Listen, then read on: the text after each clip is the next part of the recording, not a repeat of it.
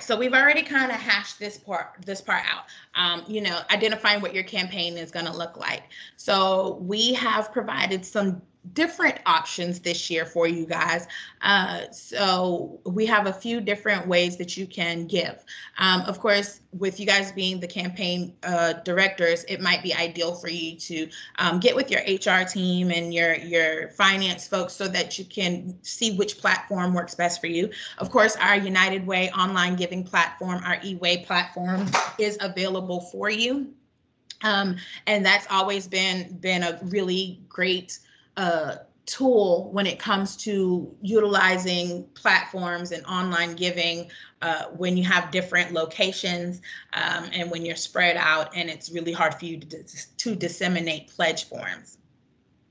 Another option that we have this year is the electronic writable PDF forms. So we would be able to provide that to you guys via an email link, and you can send it out to your employees so that they can just select their options and fill out their pledge form without having to really have a whole lot of contact with you. They can just email it back over to you. You print it off and you put everything in your campaign envelope, and life as you know it can continue.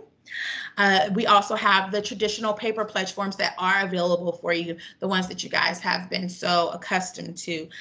Those are available for your selection as well. I do know that there is at least, I think BB&T, you guys are run out of North Carolina, and then TD Bank, I know that you guys have a national platform as well. So I would get with your corporate offices to figure out what this pledge process is going to look like logistically, as far as how folks are going to be able to contribute and when that will happen and those types of details. We also have traditional campaign materials for you in the thought of our marketing materials. So our traditional campaign materials are going to be available. We've got them fully stocked and everything is ready to go. We have implemented an electronic packing request form for you, and you can select that link that will be emailed out to you after this training for that. And you can also contact your campaign manager at United Way, who will be able to provide that link for you as well.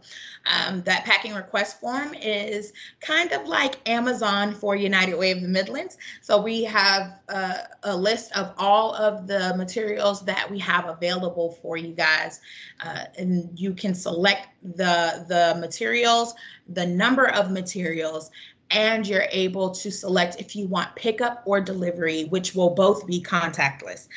So we're offering some options for you guys so that we can make this as seamless as possible based upon whatever you're comfortable with. We also have electronic materials that are available to you guys through our campaign toolkit, as well as through just contact with your campaign manager. This includes the campaign brochure, the contributions and actions, and our community impact program brochures that folks like to have on hand, just in case folks have questions about different programs that we run within the United Way spectrum. And so there are steps that we'll be walking through today just to kind of go over what makes a successful campaign. This should be a refresher for most of you. I think my entire group now is about 1 to 2 years in with campaign director training. So this is just going to be, again, another refresher. And I did send out the link prior to this meeting for a fillable campaign director action guide. If you want to leaf through it, if you want to share it with those who are part of your campaign team, feel free to do so. With that being said, the first step is to recruit a team. So this is ideal for entities that have different locations. Having a campaign ambassador who represents that location or differing departments is super, super helpful for you.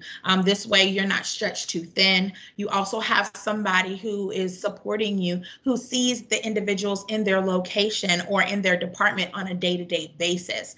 So if you have multiple departments or multiple locations with lots of individuals who are employed there, recruiting a team is probably a really financially safe bet. That's also true when it comes to things like being super creative, like I am, and needing to have some balance. I remember running a workplace campaign once in the past, and I'm really creative, but my coworker was super analytical and all about the numbers and the spreadsheets, and that created that balance for us. So again, recruiting a team is just so important. And then this is where I would like to put in that shameless plug that you have CEO buy-in. So whoever the head of your organization is, either locally or or corporately, we want to make sure that they are involved in the process, and they can do this by giving their public support of United Way through campaign kickoffs, through an email, or through a staff meeting leading up to your campaign.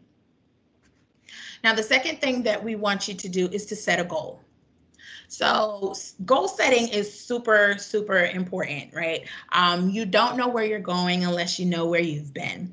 And when I think about different areas of growth, I wanted to highlight some of these that may be helpful while you're setting goals. I do want to let you guys know that we are continuing with the Pace Setter program. So if you are looking to become a pace setter with United Way, as far as the goal setting is concerned, you need to increase your employee giving or your participation percentage by at least 10%.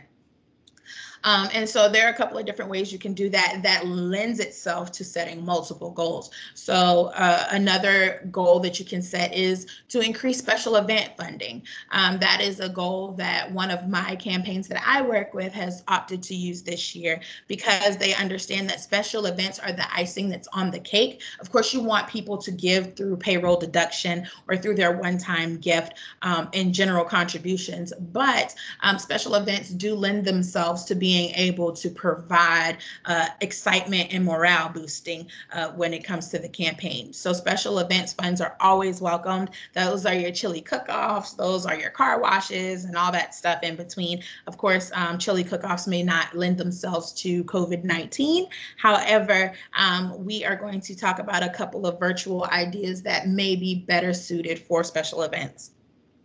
You can also set a goal that's centered around leadership giving and affinity group participation. This is something that a lot of folks do want to tackle because they want their teams to be so very well connected with the United Way spectrum. And so this lends itself to having specific lunch and learns or caffeinated conversations with those who are part of the Young Leaders Society or Women in Philanthropy or Always United. So this is a great way to get folks more involved and more engaged. And that's even the case when it comes to volunteerism hours. Of course, volunteerism looks differently, and we're going to dive into that a little bit later. But having an increase in volunteerism hours or in donation drives throughout the year, that can be a goal that you can set and will be pretty easily obtained. So the next step is to determine a timeline. So timelines are super important. Again, with the Pace Setter timeline, we have a deadline of September 30th this year. We understand that there are a lot of companies and community partners who are pushing back their campaigns because of everything that's going on. So we did want to add an additional 3 weeks to that time frame. So again, the Pace Setter deadline is going to be September 30th this year. Ideally, with campaigns, we want your campaign to run anywhere between July and maybe the end of November. This does lend itself to having a lot of options when it comes to giving and getting involved, because you don't want to dive too far into the holiday season, because then you run the risk of folks who are not looking to get involved financially outside of what they're preparing for the holiday season. So determining a timeline is super important, especially when thinking about the length of time that you want your campaign to run. Campaigns typically run 2 to 3 weeks. That is ideal for us here at United Way of the Midlands. We want to make sure that you have enough time to get the message out there and to promote the campaign, but to also give folks enough time for them to be able to research United Way as a whole, but also being able to take their pledge forms back to their spouses and to also make informed decisions. Philanthropy is super important, and we want to make sure that we give people enough time to weigh on those decisions. However, once you get anywhere past a month, it kind of lingers, and then you may have the potential of suffering from donor fatigue. So we do want to be mindful of that, as well as being mindful of other philanthropic interests that your organization may have. You wouldn't want to run your United Way campaign at the very same time that you're doing a Relay for Life push. So these are things that we want to keep in mind when trying to figure out when we want to run campaigns.